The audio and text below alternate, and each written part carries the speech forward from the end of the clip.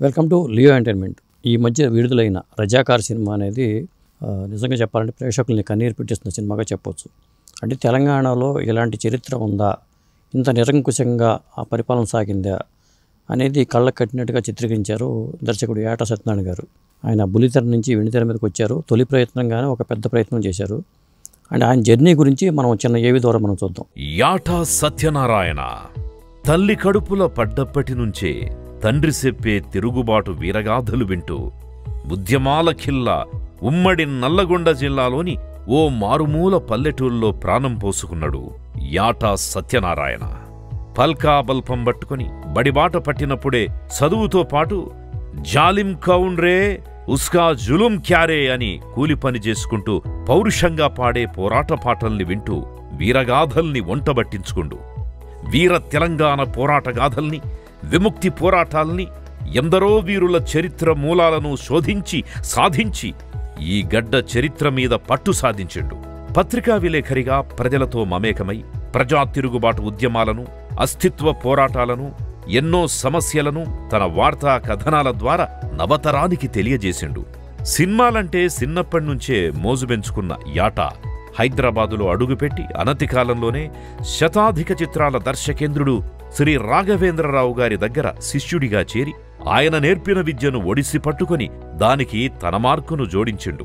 ప్రముఖ రచయిత వేటూరి సుందర్రామూర్తి గారి నిర్మాణంలో కళా తపస్వి శ్రీ కె విశ్వనాథ్ని కథానాయకుడిగా పెట్టి కూచిపూడికి ఆద్యుడు శివన్నారాయణ తీర్థుల చరిత్రను తెరకెక్కించి ప్రేక్షకులతో పాటు సినీ ఉద్దండులైన శ్రీ రాఘవేంద్రరావు, వేటూరి సుందర్రామూర్తి, ఎంవిఎస్ హరనాథరావు, ఎంఎం కీరవాణిల సాంగత్యంలో పనిచేసి వాళ్ల మెప్పు పొందిండు.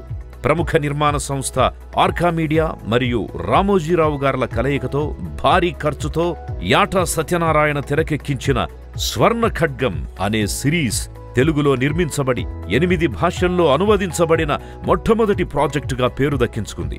రాఘవేంద్రుడి శిష్యుడిగా ఏ జానర్నైనా అవలీలగా తెరకెక్కించగల పట్టు సాధించి 12 నంది అవార్డులు సాధించిన యాటా సత్యనారాయణ తాను పుట్టిన గడ్డ విమోచన కోసం జరిగిన స్వాతంత్ర్య పోరాటాన్ని, వీరుల పోరాట చరిత్రను ప్రపంచానికి తెలియజేయాలని ఎప్పటికప్పుడు ఆరాటపడేటోడు.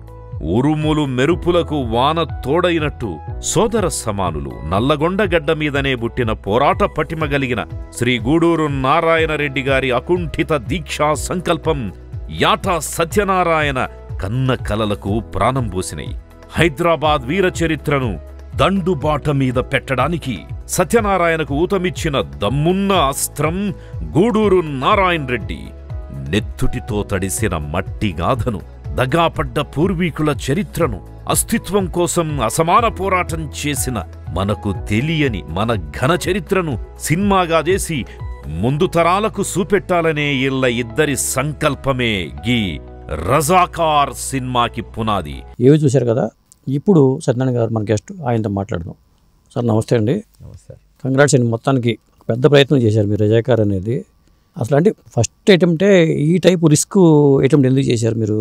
అంటే సార్ ఇప్పుడు సినిమా ట్రెండ్ మారిపోయింది. గతంలో లాగా చిన్న సినిమా చేయాలా అలా ఇలా ఏం లేదు. సినిమా ట్రెండ్ మారిపోయింది. మా పెద్ద క్యాన్వాస్ వరల్డ్ వైడ్ మన సినిమా వెళ్ళడం ఇలాంటివి జరిగినప్పుడు మనం కూడా అవకాశం ఉంటే ఒక మంచి కథ ఎంచుకోవాలనేదే మన ఆలోచన. మామూలు కూడా నేను ముందు నుంచి కూడా కొంచెం అవేగానే ఆలోచిస్తాను. రెగ్యులర్గా ఆలోచించాను. కొంచెం అవేగా వెళ్ళడం నాకు ఇష్టం. అలా వెళ్తే ఈవెన్ నేను టీవీ చేసినప్పుడు కూడా రెగ్యులర్ టీవీ సీరియల్స్ నేను చేయలేదు. నా మార్క్ నాకు ఉంటుంది. అవును, మనోయజ్ఞం కానీ తర్వాత త్రిశూలం కానీ, చంద్రముఖి కానీ, స్వర్ణ ఖడ్గం కానీ ఇవన్నీ కూడా దానికి సపరేట్ జానర్స్ ఉంటాయి. శివనారాయణ తీర్థులు కానీ, కే విశ్వనాథ్ గారిని వేడి చేసింది అట్లా ఉంటాయి. కాబట్టి సినిమా కూడా అట్లే అనుకున్నాను. లక్కీలో మా ప్రొడ్యూసర్ గారు అలాంటి సినిమా నేను చేద్దాం అన్నాను, ఆయన చేద్దాం అనుకోవడం, ఇద్దరం కలవడం. అంటే ముందే ఫ్రెండ్స్ మేము ఇద్దరం. ఇప్పుడైతే తను ఈ ప్రాంతానికి సంబంధించిన వాడు, ఈ చరిత్ర కొద్దిగా గొప్ప తెలిసిన వాడు కాబట్టి నేను అంటే దీనికోసం ఎలాంటి రీసెర్చ్ చేశారు మీరు? రీసెర్చ్ అంటే పర్టికులర్గా ఏం లేదు సార్. ఎందుకంటే ముందు నుంచి ఒక జర్నలిస్ట్గా ఇవన్నీ చదివి ఉన్నాయి. నేను మొత్తం తెలుసు చిన్నప్పటి నుంచి బాగా అవగాహన ఉంది దీని మీద. ఓకే. ఎప్పుడైతే మేమిద్దరం సినిమా చేద్దాం అనుకున్నామో, ఇది ఒక నిజాం చరిత్ర అనేది 224 సంవత్సరాల చరిత్ర. మరి ఎక్కడి నుంచి తీసుకోవాలనుకున్నప్పుడు కొంచెం ఆలోచించి, భారతదేశానికి స్వతంత్రం వచ్చింది, హైదరాబాద్ సంస్థానానికి స్వతంత్రం రాలేదు. బిట్వీన్ దీని మధ్యలో ఏం జరిగింది తీసుకుంటే చాలు అని ఒక ఆలోచన పెట్టి మళ్ళీ అందులో కూడా కొంతమందిని ఆగస్ట్ 15th ముందు తరాలకైనా కొంచెం చాకలేలం లాంటి క్యారెక్టర్స్ని మళ్ళీ చెప్తే ఎలా ఉంటుంది, ఎక్కడ ఇంక్లూడ్ చేద్దాం అని ఒక ఆలోచన తీసుకొని నీట్గా ప్లే చేసుకొని చేసింది. ఓకే, అంటే ఇలాంటి సబ్జెక్ట్ చేసేటప్పుడు ఓసారి ఇది వక్రీకరించారు అని చెప్పి విమర్శలు వస్తూ ఉంటాయి. దానికోసం ఎలాంటి జాగ్రత్తలు తీసుకున్నారు మీరు? నిజంగా అంటే సార్, ఈ వక్రీకరించారు అని చెప్పేవాళ్ళు మీరు ఒకవేళ వాళ్ళు చెప్పే మాటలు నేను కొందరి విన్నాను. రజాకారులు లేరని ఎవరు చెప్పలేదు, రజాకారులు అరాచకాలు లేవని ఏం చెప్పలేదు, మనం చెప్పింది పలానా సంఘటన అది కాదు ఇది జరిగిందని ఎవరేం చెప్పలేదు. వేగ్గా వక్రీకరించారు అంటున్నారు తప్ప ఎవరు పర్టికులర్గా ఇది కాదు ఇది జరిగిందని చెప్పండి ఒకరిని. ఇది జరగలేదు, ఇప్పుడు నేను చూపించిన 2.5 గంటల్లో ఈ పాయింట్ అసలు జరగలేదు, ఇది జరిగింది అని చెప్పండి, ప్రూఫ్ చూపించమని చెప్పండి. అది ఏంటంటే మన దౌర్భాగ్యం ఏంటంటే మన దగ్గర ఎవరి చెట్టుకు ఎవరి చెట్టు నీడ గురించి వాళ్ళే మాట్లాడుతుంటారు. ఏ ఎండకు ఆ గొడుగు పట్టే బ్యాచ్ కొందరు ఉంటారు. నేను వాళ్ళందరికీ చేసే రిక్వెస్ట్ ఏంటంటే ఇది మన ప్రాంతానికి సంబంధించిన చరిత్ర, మీ పార్టీ మా పార్టీ ఇంకొకటి పార్టీ కాదు. ఇది ప్రాంత స్వాతంత్ర్య పోరాటం, ఇప్పటికే రకరకాలుగా అణచివేయబడింది. ఇంకా మీరు దీన్ని తొక్కొద్దు.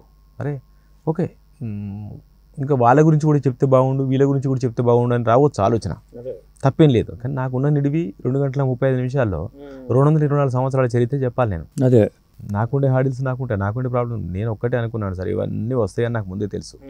బట్ నాకు ఒక ఆత్మసాక్షి ఉంటుంది, ఎక్కడ పొరపాటు జరగద్దు. మేము రాలేదు అనే వాళ్ళు ఉంటారు. వాళ్ళని ఓకే, వాళ్ళు పద్ధతిగా అడిగే వాళ్ళు ఉంటే క్షమాపణ చెప్పొచ్చు, మీరు అన్నట్టు వక్రీకరించి అడిగే వాళ్ళు ఉంటే వాళ్ళు పడుచుకోవాల్సిన అవసరం లేదు. అంటే దాంట్లో వక్రీకరణ వచ్చేసరికి నిజాం నవాబు ఇంత నిరంకుశంగా ఆయన ఉండేవాడు కాదు, రిజ్వే ఉండేవాడు, కానీ ఆ నవాబు ఇంకా మంచి వ్యక్తే అని కొంతమంది అంటూ ఉంటారు. అదే అలా అన్న వ్యక్తులు ఆ సినిమా చూసి ఉండరు నాకు తెలిసి. నిజాం చివరి సీన్లో చాలా క్లియర్గా చెప్తాడు, నేను 2 గుంటనక్కల మాటలు నమ్మి చాలా మోసపోయాను అంటాడు. సో దాని ఉద్దేశం ఏంటి, అది అదే చరిత్రలో ఉన్నది ఆ డైలాగ్ నేను రాసింది కాదు, అది చరిత్రలో ఉన్న డైలాగు, చాలా చోట్ల ఉన్న డైలాగ్. సో అతను ఒకటి సార్, ఎవడైనా చెప్పుడు మాటలకింటే ఇదే పరిస్థితి వస్తుంది. సమాజంలోకి వెళ్ళి నలుగురిలోకి వెళ్ళి ఏం జరుగుతుందో తెలుసుకున్నవాడు వాడు కొంచెం తోచిన న్యాయం చేయగలడు. నిజాం మంచివాడా చెడ్డవాడనే సెకండరీ. నిజాం ఉన్నప్పుడు ఇది జరిగిందా లేదా, జరగకపోతే కాలంబు రాని కాటేసి పోదాము అని కాళోజీ ఎందుకు రాశాడు, ఓయి నిజాము పిశాచమా నీలాంటి రాజు మాకు ఎప్పుడు కానపడాడు అని దాశరథి గారు ఎందుకు రాశారు, బండి వెనక బండి కట్టి ఏ బండి వస్తావు కొడుకు అని బండి యాదగిరి వాళ్ళేమో ఇప్పుడు నా సమకాలీకులు నా ఫ్రెండ్స్ కాదు కదా, వాళ్ళు ఆయన ఉన్నప్పుడు ఆయనకు తెలిసినప్పుడు ఉన్నవాళ్ళు బండి యాదగిరి లాంటి వాళ్ళు ఉన్నవాళ్ళే కదా. వీళ్ళు కాళోజీ గారు వీళ్ళంతా ఎంతో కొంత ఆ నీడనైనా చవి చూసిన వాళ్ళే కదా, మరి వాళ్ళు తప్పు రాసినట్ట. కాబట్టి ఇలాంటి బుక్స్ రాసిన వాళ్ళలో ఈ రజాకారుల గురించి ఏ పుస్తకాల్లో బాగా కరెక్ట్గా ఉందండి సార్? ఒకటి ఇప్పుడు ఎలా ఉందంటే పుచ్చలపల్లి సుందరయ్య గారి బుక్ ఉంటుంది, నల్లా నరసింహులు గారి బుక్ ఉంటుంది. అవి తెలంగాణ సాయుధ పోరాటం జరుగుతూ దొరలని భూస్వాములని పెత్తందారులని గుత్తాదారులని ఎలా వ్యతిరేకరించింది కమ్యూనిస్ట్ పార్టీలు అని చెప్తూనే రజాకార వ్యవస్థ వాళ్ళకి అండగా ఎలా ఉంది, వాళ్ళకి ఎలా చేయాల్సి వచ్చింది, మేము ఎలా పోరాటం చేసాం, so clear. At the same time Arya Samaj books ఉంటాయి. ఆర్య సమాజ్ పుస్తకాలు కూడా వీళ్ళు ఎలా మత మార్పులు ఎలా జరిగినాయి, మతశుద్ధులు ఎలా చేసినాం, ఈ మత మార్పులు ఎందుకు జరిగినాయి, రజాకార వ్యవస్థలు అంటే ఎక్కడ ఎవరు గన్ను ఎవరు ఏం చేసినా ఎవరు ముందు కనిపించే వాళ్ళు ఎవరు ఉన్నాయి, వెనక ఉన్నాడు రజాకారు ఉన్నది రాజే. ఇది మాత్రం మారలే అన్ని చోట్ల కూడా. ఇప్పుడు కండేరావు కులకర్ణి పుస్తకాలు ఉంటాయి, ఆయన ఒక ఆర్య సమాజ్ బ్యాక్డ్రాప్లో ఉన్నప్పటికీ ఆయన కూడా చెప్పింది ఇదే. ఇంకోటి వాళ్ళ బుక్స్లో కూడా చాలా చోట్ల నేను అబ్జర్వ్ చేసింది, ఒకవైపు కమ్యూనిస్ట్ పోరాటం చేస్తున్నారు, ఒకవైపు వాళ్ళు స్టేట్ కాంగ్రెస్ చేస్తున్నారు, ఒకవైపు ఆంధ్ర మహాసభ చేస్తుంది అనేది చాలా క్లియర్గానే ఉంది. ఎవరిని తక్కువ చేసేస్తే పుస్తకాల్లో ఏమీ లేదు సార్. అవును, అయితే ఎవరి పాయింట్ ఆఫ్ వ్యూ వాళ్ళకు ఉంది, but A point of view ఉన్నా టార్గెట్ అదే కాబట్టి పెద్ద తప్పులేం రాయాల. అట్లా నేను కూడా ఏం చేశానంటే ఎంతసేపు ఇప్పుడు నిన్న మొన్న మా సారో మన సమకాలీకులు మన సీనియర్స్ రాసిన బుక్స్ నేను తీసుకోవాలా, అవి చదివి అంతే అవగాహన కోసం. నేను ముందు ఆ తరం పుచ్చలపల్లి సుందరయ్య గారి టైంలో కరెక్ట్గా అది జరిగేటప్పుడు ఎవరు రాశారు, నారాయణ పవర్ గారు బుక్ రాశారు, ఆయన ఆత్మకథ రాశారు. సర్దార్ వల్లభాయ్ పటేల్ ఆత్మ బయోగ్రఫీని మహాత్మా గాంధీ కొడుకు రాశాడు. తర్వాత లాయకలి ఇక్కడ ప్రైమ్ మినిస్టర్ ఆయనే ఒక బుక్ రాశాడు, ఆయన అనుభవాలు. మెనన్ రాశాడు, మున్షి రాశాడు, అప్పుడు 1948లో బిఎన్ శర్మ గారు రాశారు. సో వాళ్ళందరూ ఆ సమకాలీకులు, వాళ్ళు రాసిన అనుభవాలు. అవి ఎట్లా మారుస్తాం? ఆపరేషన్ పోలో ఉంది ఉదాహరణకి, అది గవర్నమెంట్ రికార్డ్స్. అది మీకు గవర్నమెంట్ మోరుగొట్టి ఉంటుంది రికార్డు మొత్తం. అది నా దగ్గర ఉంది, నేను సంపాదించగలిగా.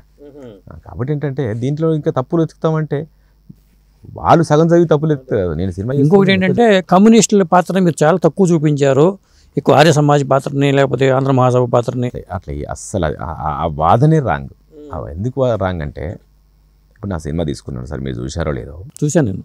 తీసుకుంటే ఫస్ట్ ఓపెనింగే రామ్జీ గోండ్ మీద చూపించా. అసలు రామ్జీ గోండ్ మీద ఎందుకు చూపించాలి? నేను చూపించిన కథ ఏంటి? 1945 నుంచి 47 నుంచి 48 బిట్వీన్ అని చెప్పినప్పుడు రామ్జీ గోండ్ ఎప్పటిది? 4th నిజాం టైంది. ఎందుకు చెప్పాను? కానీ ఆ జాతి కూడా నాకు ఎక్కడ అవకాశం ఉంటే అక్కడ ఎవరు ఫైట్ చేస్తారో చూపించే అవకాశం ఉంటే ఇన్సర్ట్ చేయాలి. ఓకే, చేసుకొచ్చాను. తర్వాత ఎవరు చూపించాను? బత్తిని మొగిలే గౌడ్ చూపించా. ఆయనది ఎప్పుడు జరిగింది? 1936లోనే జరిగింది. కానీ నేను చెప్పే బిట్వీన్ స్టోరీ కానే కాదు, ఆయనది చెప్పాను. బత్తిని మొగిలే గౌడ్ ఆర్య సమాజ్. రామ్జీ గోండ్రు అప్పటికి ఏ పార్టీ కాదు, ఆయన ఒక గోండ్రు నాయకుడు. ఆయన్ని ఇన్స్పిరేషన్గా తీసుకున్న వాళ్ళు కొమరం భీం. ఓకే, ఆ తర్వాత ఎవరు? వందే మాత్రం రామచంద్రరావు గారు. ఆయన ఎవరు? స్టేట్ కాంగ్రెస్. ఆ తర్వాత డైలాగులు ఏం చెప్పాను? రామానంద తీర్థ గురించి చెప్పాను. ఆయన ఎవరు? స్టేట్ కాంగ్రెస్. ఆ తర్వాత ఎక్కడికి వచ్చాను మనం? చాకలైలమ్మ దగ్గరికి వచ్చినాం. చాకలైలమ్మ ఏ పార్టీ? అప్పుడప్పుడే ఆంధ్ర మహాసభలో వస్తుంది. ఆవిడకు సహాయం చేసిన భీమిరెడ్డి గారు ఎవరు? రాజిరెడ్డి గారు ఎవరు? భారత కమ్యూనిస్ట్ పార్టీ. మరి కమ్యూనిస్ట్ పార్టీలు తక్కువ చేసినట్టు ఎట్లయితుంది? ఆ తర్వాత బసవమానయ్య ఆర్య సమాజ్. ఓకే, ఆ తర్వాత ఇంటర్వెల్ బ్లాక్లో ఉన్న గుండ్రాంపల్లి, అక్కడ ప్రజలే పోరాటం చేసిర్రు. ఆ తర్వాత బైరాన్పల్లిలో ఉన్నది రాజిరెడ్డి ఎవరు? Communist party. అంటే ఇద్దరు మెయిన్ లీడర్స్ ఉన్నది కమ్యూనిస్ట్ పార్టీ.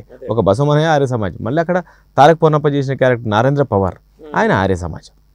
ఓకే, అట్లా నేను నాకు అవకాశం ఉన్న వాళ్ళని అందరినీ జొప్పించడానికి, అంటే నా థ్రెడ్ మిస్ అవ్వద్దు కదా చేసిన తప్ప. ఇక్కడ నా ఉద్దేశం ఇంకోటి, చివరికి ఏం చేశాను?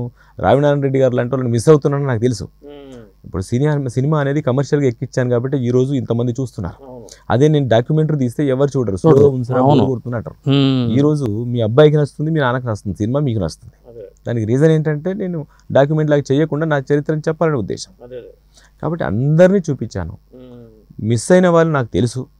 అందుకనే చివరిలో ఒక పాట పెట్టి అందరినీ గుర్తు చేసుకున్నా.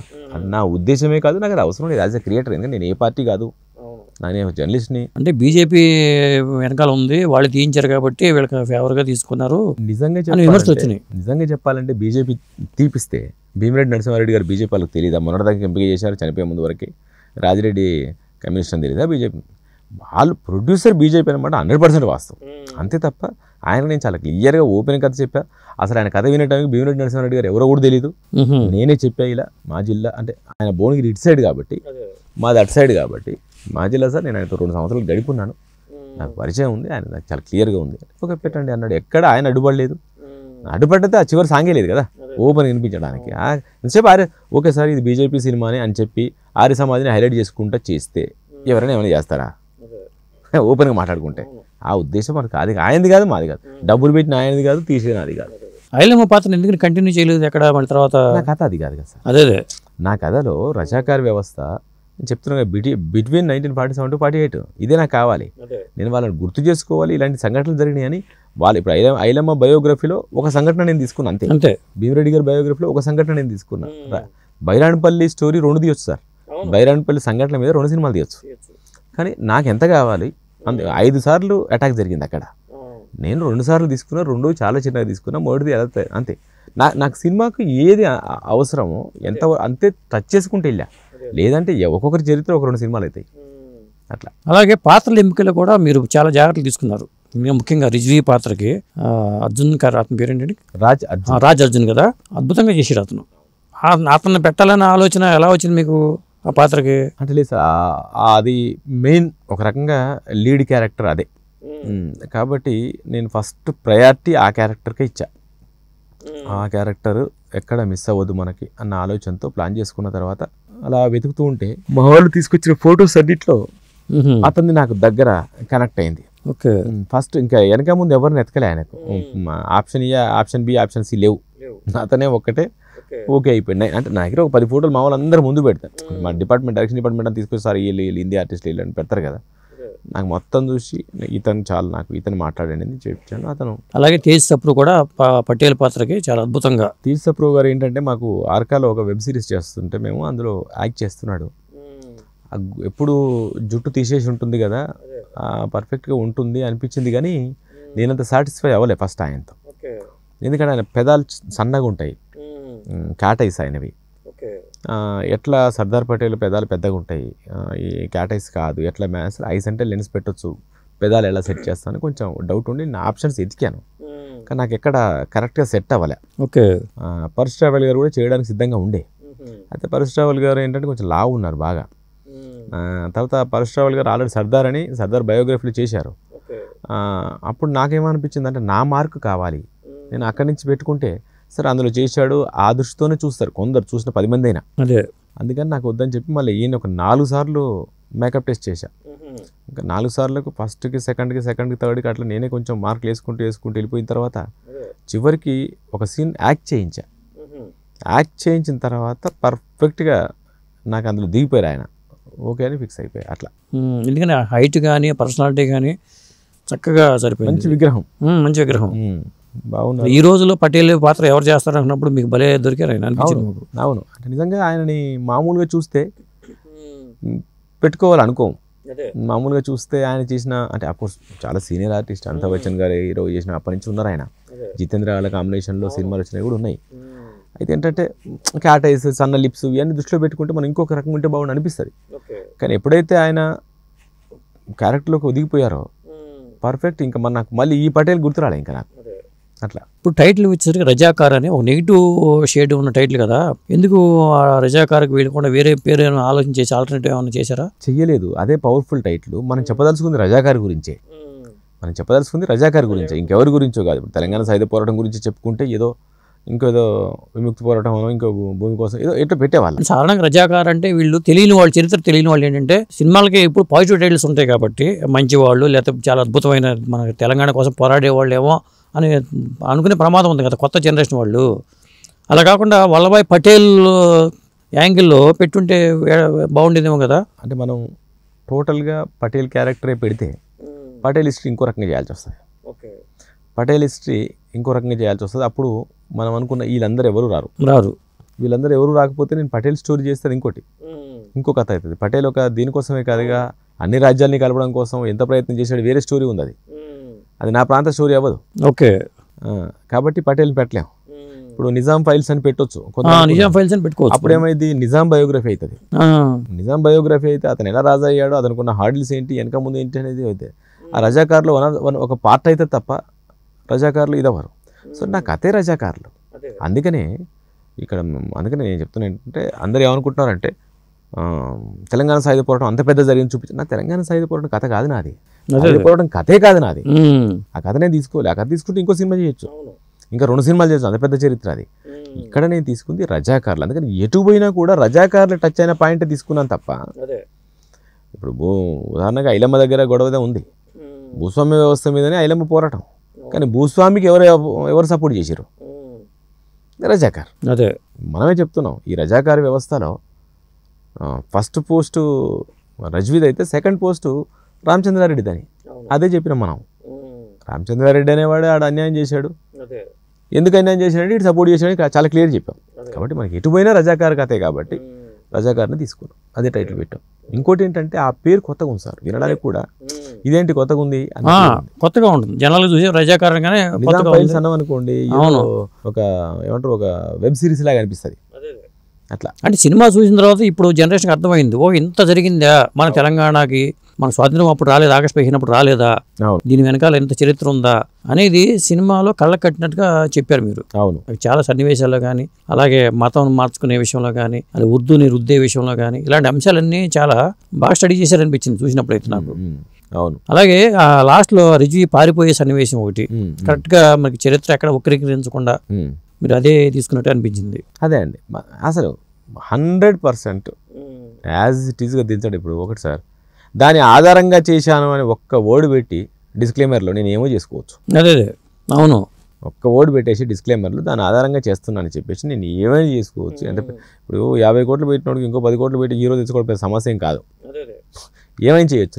నేను అంటే చేయదలుచుకోరా, యాజ్ ఇట్ ఈస్ స్టోరీని నేను ఎంతవరకు చూపించాలో నేను చూపించింది తప్పవద్దు, నేను చూపించలేకపోవచ్చు కొంత, నేను చూపించింది మాత్రం తప్పవద్దు అన్న దృష్టితో నేను ప్లాన్ చేశాను అట్లా. అందుకని ఇప్పుడు మీలాంటి వాళ్ళు బుక్ రాస్తారు, నేను దీన్ని ఎగ్జాంపుల్గానే తీసుకున్నాను, దీని ఆధారంగా తీసుకోలే. దీని వెనకే ఉంది, అక్కడికి వెళ్ళిన అక్కడి నుంచి తీసుకొచ్చుకున్నాను నేను. అట్లా. ఎప్పుడు వచ్చిందండి ఈ ఆలోచన మీకు? ఏ సంవత్సరం వచ్చింది ఇది? యాక్చువల్ నాకు మొదటి నుంచి ఈ వ్యవస్థ మీద సినిమా చేస్తే ఎలా ఉంటుందని ఉంది. మా ప్రొడ్యూసర్గా నేను కూర్చొని కామన్ డిస్కషన్లో ఆయనకు సినిమా అంటే పెద్దగా ఇష్టమేం లేదు, ఆయనకు చేయాలని లేదు, ఆయనతో చేయాలని నాకు లేదు, ఒక ఫ్రెండ్షిప్ అంతే. కానీ ఆయన ఇప్పుడు చరిత్రలో నిలబడిపోయేటట్టు ఒక సినిమా చేస్తే ఎలా ఉంటుంది అన్నాడు, మీకు ఎందుసారి వద్దన్నాడు. అట్లా డిస్కషన్లో ఇద్దరం కలిసి ఒకసారి మన ప్రాంతం ఇంత పెద్ద చరిత్ర ఉంది, మనం చేస్తే ఎలా ఉంటుంది, అట్లా ఒకేసారి ఆలోచన నుంచి పుట్టింది. అసలు మీ ప్రాపర్ ఎక్కడండి? మాది యాక్చువల్లీ సొంత ఊరు వచ్చేసి ఇప్పుడు ఉమ్మడి నల్గొండ జిల్లా, అంటే ఇప్పుడు యాదాద్రి భువనగిరి జిల్లా కిందకి వస్తుంది, రావన్నపేట మండలం ఉత్తటూరు అండి. ఓకే. నేను చదువుకున్నదంతా చిట్యాలలో. తర్వాత జర్నలిస్ట్గా చేసింది చిట్యాలలో, నల్గొండలో. ఇక్కడ ఏ పత్రిక తరఫున చేశారు? నేను నల్గొండలో ఆంధ్రప్రభ చేశా, ప్రజాశక్తి చేశా, 2 పత్రికలు చేశా. మరి ఎట్లా వచ్చారు ఇటు? అంటే నేను జర్నలిస్ట్గా చేయడానికి రీజన్ కూడా పిఆర్ డెవలప్ చేసుకోవడం కోసం. పరిచయాలు పెరిగితే మనకు రూట్ దొరుకుద్ది అని. అట్లా నేను ఒక 10 సంవత్సరాలు దాని మీదనే బతికా. ఓకే. 10 సంవత్సరాలు చేశా.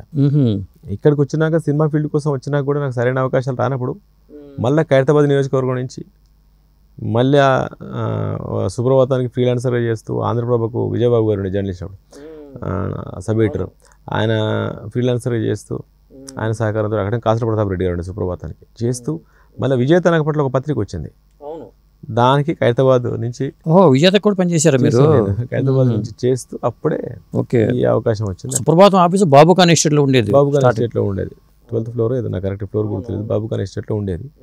ఆంధ్రప్రభ ఆఫీస్ ఏమో దోమలగూడ నుంచి. స్టార్టింగ్ ఏబీకే ప్రసాద్ గారు సంపాదకత్వంలో వచ్చింది అది.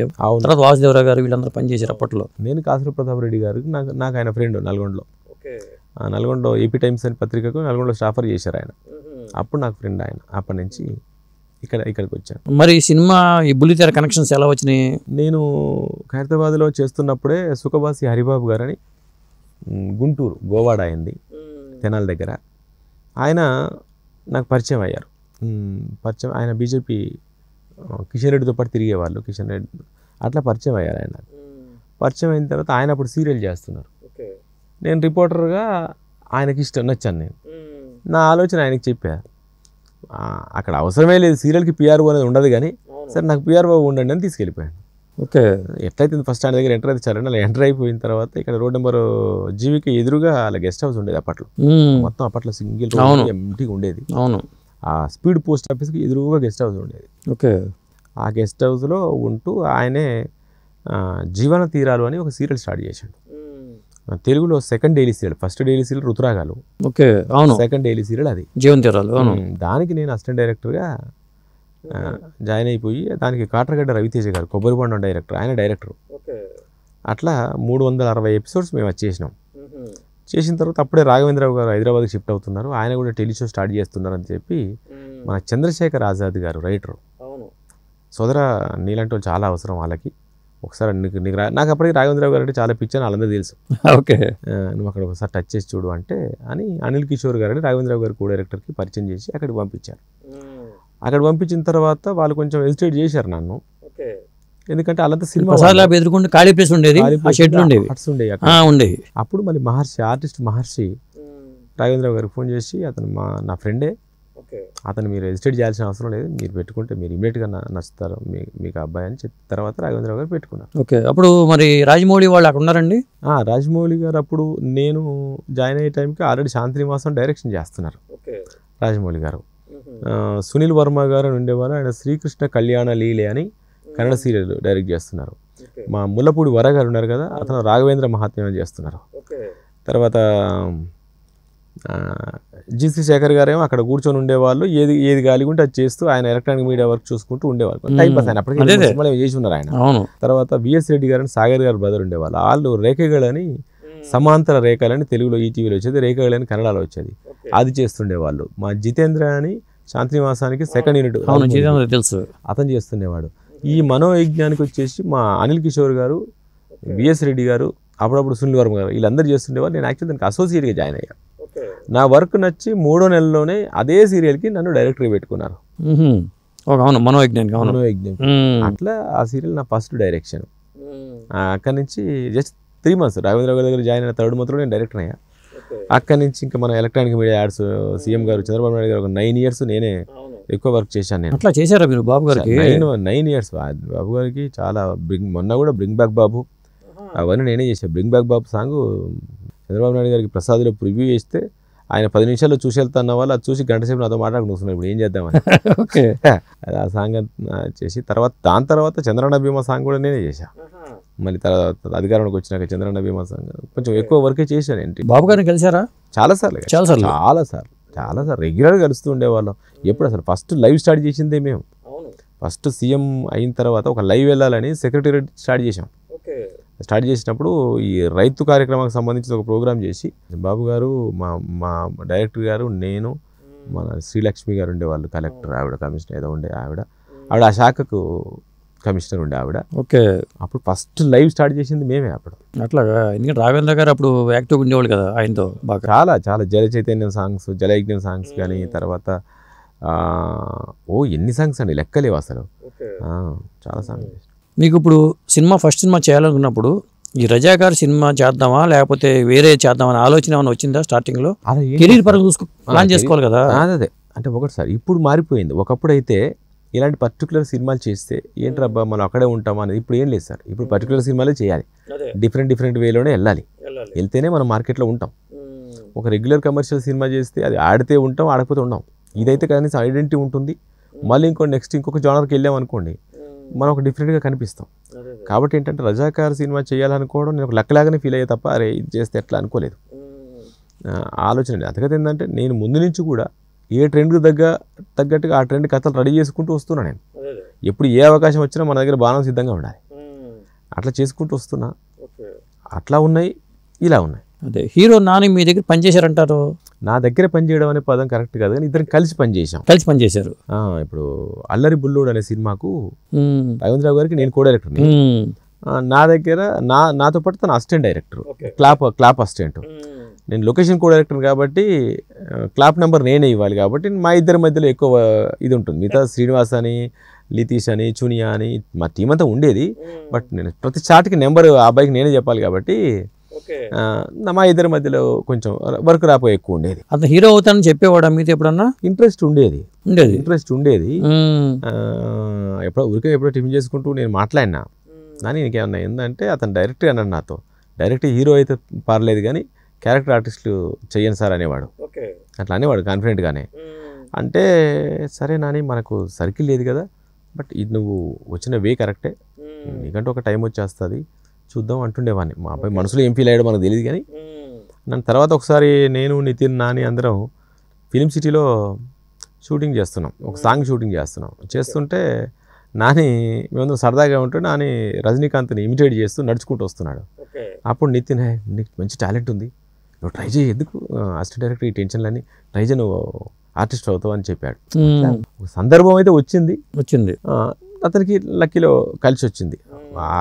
అంటే నాకు తర్వాత తెలిసింది ఏంటంటే అసలు మా దగ్గర కలర్లోకి రాకముందు కూడా అబ్బాయి ఒక దగ్గర ఆర్టిస్ట్ ట్రై చేసి దెబ్బతిని వచ్చాడని విన్నాము. అది తర్వాత విన్నా నేను, నాకు అప్పుడు తెలియదు, మాత్రం చెప్పలే అసలు. బట్ అతని ఇంట్రెస్ట్ ఉందనేది మాత్రం తర్వాత చెప్పాడు. అంటే అతను హీరో అవుతాడని ఎవరైనా ఎక్స్పెక్ట్ చేశారు? అసలు చేయలేదు. సినిమా ఫీల్డ్ ఎవరు అసలు అంచనాలు వేయలేము కదా. నేను ఈ సినిమా చేస్తాను నేనే అనుకోలేదు. అదే మీ గురించి ఎలా నేను ఇది చేయగలను? అదే ఒకటి మీరు ఏదైనా మాట్లాడితే నాకు తోచిన సలహా ఇవ్వగలను. అది మీ మనసుకి ఎంత ఎక్కుద్ది, ఎంత నచ్చుద్ది, ఎంత నచ్చలేని కూడా నాకు తెలియదు. అట్లా తను హీరో అవుతారని మేము అనుకోలేదు, అవ్వడని అనుకోలేదు. అంటే ఆ దృష్టితో ఎలా ఉంటాం, మనం ఫ్రెండ్లీగానే ఉంటాం, సరదాగా ఉంటాం, సరదాగా మాట్లాడుకుంటాం. ఇంకోటి డేలో వరకు సాయంత్రం ఏమైనా కలిస్తే సరదాగా ఉంటాం, అంతే తప్ప ఆలోచించలేదు. ఫస్ట్ అష్టాచమ్మ రిలీజ్ తర్వాత ఒకసారి నేనే ఫోన్ చేసినా, మాట్లాడాడు, చాలాసేపు మాట్లాడాడు. ఏంటని మరి ఇదేనా అంటే మంచి అవకాశాలు వస్తున్నాయి కదా సార్, ఇంకా డైరెక్షన్ అంటే అంతకుముందు డైరెక్షన్ ట్రయల్స్ చేశాడు అతను. ఓకే. బన్నీకి కథ చెప్పాడు, బాగానే తిరిగాడు అతను. మన మంచు విష్ణు కథ చెప్పినట్టున్నాడు, తిరిగాడు కానీ మెటీరియలైజ్ అవ్వలేదు. బట్ హీరోగా వచ్చింది సార్. ఇప్పుడు హీరోగా అయినావు కదా, మరి హీరోనే ఉంటావా, మళ్ళీ డైరెక్షన్ ట్రయల్ చేస్తా అంటే ఇది బాగుంది కదా సార్, అవకాశం వచ్చింది, ఇటే వెళ్ళి చూద్దామని మాట్లాడాడు. ఇంకా అంటే ఇప్పుడు మీకు కలిసి తిరిగారు కాబట్టి సాధారణంగా చాలా మంది బయట ఎట్లా రాస్తున్నారంటే మాకిద్దరికి సంబంధాలు, వీళ్ళిద్దరికి లేవు, సంబంధాలు లేవు, నాని అవకాశాలు ఇవ్వట్లేదు వీళ్ళకి అన్నట్టుగా రకరకాలుగా వస్తున్నాయి. అట్లా కాదు, నేనే ఒక ఇంటర్వ్యూలో అంత ఎక్కువ ఓపెన్ అయితే కూడా తప్పని ఇప్పుడు అర్థమవుతుంది. నేను కొంచెం నా మెంటాలిటీ ఓపెన్ మెంటాలిటీ, నా మీద నా మనసులో కోపాలు గీపాలు తాపాలు ఏంటంటే జర్నలిస్ట్గా పనిచేశారు కాబట్టి కొద్దిగా ఓపెన్ మెంటాలిటీతో నాకేమైందంటే అప్పుడు ఎవరో ఎక్కువ బయటికి రావడానికి రీజన్ ఏంటంటే ఇంటర్వ్యూ చేసిన అమ్మాయి ఆర్టిస్ట్గా నాతో పాటు ఉండి అమ్మాయికి అన్నీ తెలుసు, ఎక్కువ తెలుసు. ఓకే. అమ్మాయికి అన్నీ తెలుసు. దానివల్ల ఏమైందంటే ఆ అమ్మాయి అనేది నేను ఉదాహరణకు నానికి ఒకసారి మెసేజ్ పెడితే తను రిసీవ్ చేసుకోపోయే విషయం కూడా అమ్మాయికి తెలుసు. ఎందుకంటే ఆ టీంలో మీద కూర్చున్న కాడ ఉంది. అట్లా నాని ఒక 2-3 సార్లు నేను మెసేజ్ పెడితే రిసీవ్ చేసుకోలే. కరెక్ట్గా ఆ అమ్మాయికి తెలిసి క్వశ్చన్ చేసింది. అప్పుడు నేను ఆన్సర్ చేశాను, నేను మెసేజ్ పెట్టాను తను రిసీవ్ చేసుకోలేదు అని. నేనేమన్నానంటే ఇప్పుడు ఒకటిసారి ఇప్పుడు నేను ఏం చెప్పాను మాటల్లో టక్కున ఫ్లోలో ఆ అబ్బాయి అన్న. కానీ నానికి ఎలా ఉంటుంది, హీరో గారు నాని ఉంటుంది. ఇప్పుడు ఎవరికైనా తన పరిస్థితిని తన క్యాడర్ని ఆయన కాపాడుకోవాలని ఉంటుండొచ్చు, ఉంటుంది అంతేగా. కాబట్టి ఇప్పుడు తను ఇంకోటి డైరెక్టర్ని పరిచయం చేస్తున్నాడు, హీరోయిన్ పరిచయం చేశాడు. పరిచయం చేసే స్టైల్లో ఉన్నప్పుడు నేను ఏదో నా అసిస్టెంట్ లాగా నాని అంటే కరెక్ట్ కాదు. తనకి ఇంకో ఆలోచన ఉండేది. అందుకే నేను ఏం చెప్పానంటే, లేదా నేను మెసేజ్ పెట్టాను, మెసేజ్ని రిసీవ్ చేసుకోలేదు, తనకు బిజీగా ఉన్నాడా, చూడలేదా, చూసి వద్దనుకున్నాడా. వన్స్ నాకు ఆన్సర్ చేస్తే, నేను క్వశ్చన్ చేస్తే మరి వద్దు సార్ నేను చేయను మీతో అనే పదం వాడడం కన్నా ముందే అవాయిడ్ చేస్తే బెటర్ కదా. ఏమనుకున్నాడో తెలీదు, బట్ నాకు అది అనిపించింది, నేను చెప్పానని అది చెప్పి ఒక మాట అన్నాను నేను. మా కాంబినేషన్లో అప్పుడు ఏంటంటే నాకంటే నాని శ్రీనివాస్ అని ఇంకొక అతనితో బాగా ఫ్రెండ్లీగా ఉండేవాడు. ఎందుకంటే వాళ్ళిద్దరు కలిసి అంత ముందు కూడా ఒక సినిమా చేశారు. నాని నిజంగా ఇవ్వాలంటే అతనికి ఇస్తాడు కదా, నా దాకా ఆగాడు కదా. అక్కడే ఇవ్వలేదంటే అవకాశం ఏదో ఆలోచన ఉండుంటుంది తన బ్రెయిన్లో, అంతే తప్ప ఏమీ లేదు. నేను చెప్పాను, దాన్ని ఇంకా రకరకాలు చెప్పారు. కానీ నాకు ఇప్పటికైనా ఎప్పుడైనా నాని కాదు సార్, నాని అనే కాదు, నాకు ఎవరి మీద కోపం ఉండదు సార్. ఏదన్నా ఎవరి మీద కొంచెం అప్సెట్ అయితే ఆ క్షణం ఫీల్ అవుతా, ఓపెన్ అవుతా. మెయిన్ ఏంటంటే నేను ఓపెన్ అవుతా, నేను దాచుకోలేను, ఓపెన్ అవుతా. తర్వాత మళ్ళీ ఎక్కడైనా కలిస్తే ఆ ప్రేమ ఎక్కడ పోదు, రిసీవ్ చేసుకునే విధానం ఎక్కడ పోదు, నా మనసులో హ్యాపీగానే ఉంటాను. నేను ఇప్పటికీ నాని ఎక్కడైనా చూస్తే మా అబ్బాయి ఆ రేంజ్లో ఉంటే ఎట్లా ఫీల్ అవుతారో నేను అట్నే ఫీల్ అవుతాను. అదే సాధారణంగా కనిపిస్తుంది కదా, మనతో తిరిగిన వాళ్ళు ఎదిగినప్పుడు మనకు కూడా అవకాశం ఇస్తే బాగుండు. ఇప్పుడు నేను మా ఊరు వెళ్ళాను నిన్న, మా ఊరు పల్లెటూరు, ఇప్పుడు నేను చెప్పిన ఉత్తటూరు అని ఊరు పేరు కూడా ఎవరికి నోరు తిరగదు. ఓకే, ఎప్పుడు నా చిన్నప్పుడు ఈ భాగవతాలు ఇవి ఉండే కదా, ఆ టైంలో 7:30 తర్వాత మెలుకుతూ ఉండేవాళ్ళు ఊర్లో. ఇప్పుడు అవి లేవు కాబట్టి 7:30-8 గంటలకు మొత్తం ఊరంతా నిద్రపోద్ది. అలాంటిది మొన్న నన్ను రమ్మని చెప్పి ఊరికి నాకు లేట్ అవుతుంది, నేను మొత్తం టూర్స్ చేసుకుంటూ వస్తున్నా. 8 గంటలకు వస్తాను అని 9:30 అయింది. 9:30కి వెళ్ళిన తర్వాత మేము కొంచెం మాట్లాడతామని చెప్పి వాళ్ళు మాట్లాడి మేము మాట్లాడి ఇంత అయిన తర్వాత నైట్ 2 అయింది. ఓకే, నిల్చున్న వాళ్ళు నిల్చొనే ఉన్నారు, కూర్చున్న వాళ్ళు కూర్చొనే ఉన్నారు, అంతే ప్రేమగా చూశారు. కానీ నేను ఆ ఊరును వదిలేసి వచ్చి 39 సంవత్సరాలు. ఓకే, కానీ మా ఊడు అన్న ఫీలింగ్ ఉంటుంది చూడండి, అది ఎవరికి పోదు. నేను వాళ్ళకి చేసింది ఏమీ లేదు, జస్ట్ ఆ ఊరు పుట్టడమే. అట్లా ఎక్కడున్నా నాని మేము కలిసి ఒక దగ్గర తిన్నాము, కలిసి ఒక దగ్గర పడినాము, కలిసి ఒక దగ్గర ఆడుకున్నాం, కలిసి ఒక దగ్గర వర్క్ చేసాం. కాబట్టి ఆ ఫీలింగ్ ఎప్పుడూ ఉంటుంది. ఈవెన్ నాని కూడా ఉంటుంది ఆటోమేటిక్గా. నానికి ఓహో ఆటగారు డైరెక్టర్ ఏమో ఎక్కడో అన్నారట. ఈవెన్ ఎక్కడో ఎందుకు మా ప్రణయ్ ఉన్నాడు, మా ప్రొడ్యూసర్ గారు అబ్బాయి, నాని ఎక్కడో వాళ్ళిద్దరికి పరిచయం ఉంది. ఓహో ఏటగారికి డైరెక్షన్ ఆఫర్ వచ్చిందా, ఓహో హ్యాపీ అని అన్నాడని మా ప్రణయ్ నాకు చెప్పాడు. సో ఉంటుంది కదా అబ్బాయి, ఉంటుంది సార్, ఉంటుంది, ఎవరికైనా ఉంటుంది. అది ఉండదు, జస్ట్ ఒక చిన్న ఫీలింగ్ ఒక క్షణం వచ్చింది, నాకు పోయింది, అది నిజం. అది ఎక్కడ దాన్ని పట్టుకుని వెళ్ళడం కూడా కరెక్ట్ కాదు. సాధారణంగా ఈ ఇండస్ట్రీ ఇంతకాలం నుంచి ఉంటుండే, మనకన్నా వెనకాల వచ్చిన వాళ్ళు సడన్గా డైరెక్టర్గా పేరు తెచ్చేసుకుంటుంటారు. ఇలాంటి చూసినప్పుడు ఏమనిపిస్తూ ఉంటుంది? వాళ్ళు బాగున్నప్పుడు ఏమనిపించదు సార్, వాళ్ళు బిల్డప్ ఇచ్చినప్పుడు కోపం వస్తుంది. అర్థమైందా? మన వెనక వచ్చినా ముందు వచ్చినా ఒకటిసారి. ఇక్కడ మీ కష్టానికి డెస్టినీ తోడవాలి, అదే అప్పుడు మీకు టైం వస్తుంది. ఇక్కడ ఎలా ఉంటుందంటే డేలైట్ ఇలా తిరుగుతుంటుంది సార్, డేలైట్ ఇట్లా తిరుగుతూ ఒక దగ్గర ఇట్లా ఆగిపోయినప్పుడు ఎవరు ఫేస్ ఉంటే వాళ్ళే బ్రైట్గా కనిపిస్తారు, మళ్ళీ తిరగడం స్టార్ట్ అవుతుంది. కాసేపు నీ ఫేస్ మీద బ్రైట్ ఉన్నంత మాత్రాన నువ్వు గొప్పోడు కాదు, పక్కోడు డార్క్ ఉన్నంత మాత్రాన పనికినాడు కాడు. మళ్ళీ ఈ బ్రైట్నెస్ ఇటు తిరుగుతుంది, అప్పుడు నువ్వు డార్క్ అవుతావు, అప్పుడు నువ్వు డార్క్ అవుతావు. అదే ఇది గుర్తుంచుకుంటా సార్. అంతే తప్ప వెనక ముందు ఏం లేదు సార్, వెనక ముందు ఏం లేదు. ఎవరైనా వెనక నుంచి వచ్చిన వాళ్ళైనా ముందు నుంచి వచ్చిన వాళ్ళైనా ఇది గుర్తుంచుకోకపోతే నాకు పెద్ద నేనేమన్నాను, సైలెంట్ అవుతారు, నీకు కాలం చెప్పుద్దిరా అనుకుంటా. కాలం నీకు నేర్పిస్తుంది అంతే తప్ప ఏమి ఉండదని నేను అనుకుంటా. నేను నా పలకరించే విధానంలో మార్పులు ఏమీ ఉండదు. అంటే రాజమౌళి గారితో కలిసి మీరు తిరిగేవాళ్ళు కాబట్టి, కలిసి తిరిగేవాళ్ళ లేకపోతే తిరగడం అని తెలియదు సార్. అదే ఎందుకంటే అప్పుడు అంటే ఆయనలో అంత టాలెంట్ ఉందని, ఇంత పెన్ ఇండియా డైరెక్టర్ అవుతారని అనిపించేది సార్. ఎవరు అనుకోలేదు, మేమే కాదు, ఆయన కూడా అనుకోలేదు. మేమే విజేంద్ర ప్రసాద్ గారు కూడా ఒకసారి ఓపెన్ చెప్పారు, ఏదో మేము అనుకోలేదు. ఎందుకంటే మనం ఇక్కడ ఉంటాం సార్, ఈ పని చేస్తుంటాం, ఇక్కడే ఉంటాం తప్ప ఎంతో అవుతాం అని ఆలోచించాం. ఓకే, రాజమౌళి గారు కూడా ఒక మంచి డైరెక్టర్, మంచి టెక్నీషియన్, మంచి సినిమా చేస్తారు, మంచి సర్కిల్ ఉంది, ఫ్యామిలీ సర్కిల్, అన్ని సర్కిల్స్ ఉన్నాయి అనుకుంటాం. అంతే తప్ప ఈవెన్ అంతేందుకు మా ఆర్కా మీడియానే అన్ని డబ్బులు పెట్టి అప్పటిదాకా అంతకుముందు ఏమీ జరగలేదు, ఆ రేంజ్ ఎవరు పెట్టిన వాళ్ళు లేరు, పెట్టి తీసేదని మేము ఎక్కడ ఊహిస్తాం, అక్కడే పుట్టి పెరిగిన వాళ్ళం, మేము ఊహించలేదు. కాబట్టి ఏంటంటే ఇంకోటి రాజమౌళి గారు అప్పటి నుంచి కూడా సార్ పర్ఫెక్షనిస్ట్. అదే ఎంతసేపు స్టార్టింగ్ కూడా అలాగే ఉండేవాళ్ళ. డే 1 నుంచి అంతే ఆయన. డే 1 నుంచి పర్ఫెక్షన్ కోసమే సచ్చేటోళ్ళు ఆయన. పర్ఫెక్షన్ ఉండకపోతే ఆయనకు నచ్చేది కాదు. మామూలుగా టీవీ మీడియాకి ఎలా ఉంటుందంటే టీవీ అంటే రోజు ఒక 2 ఎపిసోడ్, ఆ రోజులో ఒక ఎపిసోడ్ చాలు. ఒక ఎపిసోడ్ చేస్తే తప్ప వర్కౌట్ అవ్వదు, లాస్ అవుతాం. బట్ ఆయన పక్కోళ్ళు తిడుతున్నా ఏదనుకున్నా సరే పర్ఫెక్షన్గా వచ్చేది 5 నిమిషాలు వచ్చినా చాలు, పక్కా ఉండాలి ఆయన దాని మీద కాన్సన్ట్రేట్ చేసేవాళ్ళు. అప్పటిదాకా తిట్టినా అది చూడగానే అరే భలే చేశాడు రాజమౌళి సీన్ అనేవాళ్ళు. అది జరుగుతుంది. అందుకని సేఫ్ సైడ్ ఏం చేశారంటే సెకండ్ యూనిట్ పెట్టారు, దానికి పెట్టి జితేంద్ర అని పెట్టారు. ఓకే అట్లా పెట్టారు అట్లాగా. బట్ అతను బాగా ఆయన టాలెంట్, ఆయన వర్క్ అవన్నీ మాకు తెలుసు. అప్పుడే మేము ఆయన్ని బాగా రెస్పెక్ట్ చేసేవాళ్ళం. మేము అందరం కలిసి ఒకే దగ్గర పనిచేస్తున్నా అతని రెస్పెక్ట్ స్థానం వేరుండేది మా అందరికన్నా. ఆయన స్థానం రెస్పెక్టబుల్గా వేరే రకంగా ఉండేది. అంటే మా మీద ఎడిటింగ్ మీద కూడా గ్రిప్ ఉంది కదా ఆయనకి కొద్దిగా. అంటే అక్కడి నుంచే స్టార్ట్ అయ్యారు కదా, కోటగిరి వెంకటేశ్వరరావు గారి దగ్గర ఫస్ట్ ఎడిటర్గానే స్టార్ట్ అయ్యారు కాబట్టి ఎడిటింగ్ మీద మా అందరికీ ఎడిటింగ్ గ్రిప్ ఉంది సార్. అంటే టీవీ నుంచి వచ్చిన ప్రతి ఒక్కరికి ఎడిటింగ్ గ్రిప్. అంటే ఇప్పుడు కాదు, ఈ జనరేషన్ మారింది. అప్పుడు ఏంటంటే మేమే ఎడిటింగ్ చేసుకునే వాళ్ళం, మేమే క్యాప్చర్, అప్పుడు యాడ్స్ ఇన్సర్ట్ చేయడం కూడా మా బాధ్యతనే. మేమే క్యాప్చరింగ్ చేసుకునే వాళ్ళం, మేమే ప్రివ్యూ చెక్ చేసుకునే వాళ్ళం. అంత మీద అంటే షూటింగ్ స్క్రిప్ట్ దగ్గర నుంచి ఆడియన్స్ చూసే దగ్గర వరకు అన్ని ఏముంటే అన్ని క్రాఫ్ట్స్ మేము ఇన్వాల్వ్ అయ్యేవాళ్ళం. రాఘవేంద్ర గారు ఏమైనా ఇన్వాల్వ్ అయ్యి చెప్తూ ఉండేవాళ్ళం మీకు? 100% ఇన్వాల్వ్ అయ్యేవాళ్ళు. మాకు ప్రజల్ని ఒప్పించడం కన్నా రాఘవేంద్రరావు గారిని ఒప్పించడమే పెద్ద టాస్క్. ఓకే, ఆ పబ్లిక్ మాకు బ్రెయిన్లో ఉండేవాళ్ళే కాదు, మా అందరికీ, రాజమౌళి గారికి అయినా మా టీం అందరికీ కూడా డైరెక్టర్ గారికి నచ్చుతుందో లేదు. మేము డైరెక్టర్ గారు అంటాం, డైరెక్టర్ గారికి నచ్చుతుందో. డైరెక్టర్ గారు అలా అడుగుతారు, డైరెక్టర్ గారికి ఇది కావాలి, ఇదే ఆలోచన. ఆయన అప్పుడు ఇంకా ఫ్యామిలీ షిఫ్ట్ అవ్వలే, అదే హట్స్లో అటు పడుకుని ఉండేవాళ్ళు, మేము ఇటు ఉండేవాళ్ళం. ఆయన ఎర్లీ మార్నింగ్ లేవడం అలవాటు. 6కి అలా లుంగి సర్దుకుంటూ ఇటు వస్తూనే ఉండాలి. మేము నైట్ షూటింగ్ చేసి నైట్ ఎడిటింగ్ చేసి మార్నింగ్ రెడీ పెడితే 6కి ఇలా వస్తుండేవాళ్ళు. లుంగిలోనే అలా వచ్చేసి చూసి మొత్తం చూసి ఇది ఇచ్చేయండి, ఇది బాలేదు, ఇది రీషూట్ చేయండి, ఇచ్చేయండి అని చెప్పి వెళ్ళిపోతుండేవాళ్ళు. ఓకే, ఆయన అప్పటికి పెద్ద పెద్ద సినిమాలు చేస్తున్నప్పటికీ ఒక్కరోజు గ్యాప్ ఉన్నారని, ఈరోజు నేను ఖాళీగా ఉన్నారా, ఏమైనా సీన్ చేస్తాను, నాకు సీన్ పెట్టండి అని వచ్చి డైరెక్ట్ చేస్తుండేవాళ్ళు. ఇది టీవీ సీరియల్ నేను ఏం చేస్తాను అనుకున్నాను. నిజంగా చెప్పాలంటే రాఘవేంద్రరావు గారు టీవీ సీరియల్ డైరెక్టర్ కూడా ఆ విధంగా మాట్లాడితే అట్లా వచ్చి చేస్తుండేవాళ్ళు. ఆయన అంత ఇన్వాల్వ్ అయ్యారు కాబట్టి మాకు పని ఎక్కువ అవగాహన పెరిగింది. మాకు సినిమా ఎలా, ఒక సీన్ని ఎలా బిల్డ్ చేయాలి, ఎలా ఇచ్చేయాలి అనేది ఆయన నుంచి నేర్చుకున్నది మేమందరం.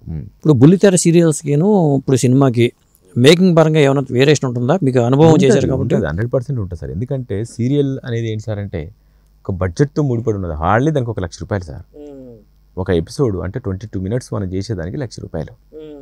కానీ బుల్లితెరలో ఉన్న ఆర్టిస్టులు, ఆ రోజు షూటింగ్లో పాల్గొనే ఆర్టిస్టుల రెమ్యునరేషన్స్ 70,000-80,000 ఉంటుంది. మరి ఆర్టిస్టులకే 70,000-80,000 పోతే ఆల్ క్రాఫ్ట్స్ 24 క్రాఫ్ట్స్కి ఎక్కడి నుంచి తెచ్చేసారు ప్రొడ్యూసర్. కాబట్టి ఏంటి, మినిమం 2 ఎపిసోడ్లు తీస్తే తప్ప వర్కౌట్ అవ్వదు. అంటే 2 ఎపిసోడ్లు అంటే 44 నిమిషాలు. మరి 44 నిమిషాలు తీయాలన్న పరుగు ఇంత క్వాలిటీ చేయలేము. కాబట్టి ఏంటంటే దానికి ఆయన కూడా మేము అంత క్వాలిటీ ఇవ్వగలం, అంత ప్రయత్నం చేయగలం. కానీ మేకింగ్ స్టైల్ కొంచెం ఇంత ఎక్విప్మెంట్స్, ఎన్ని యాంగిల్స్ ఇవి ఉండవు.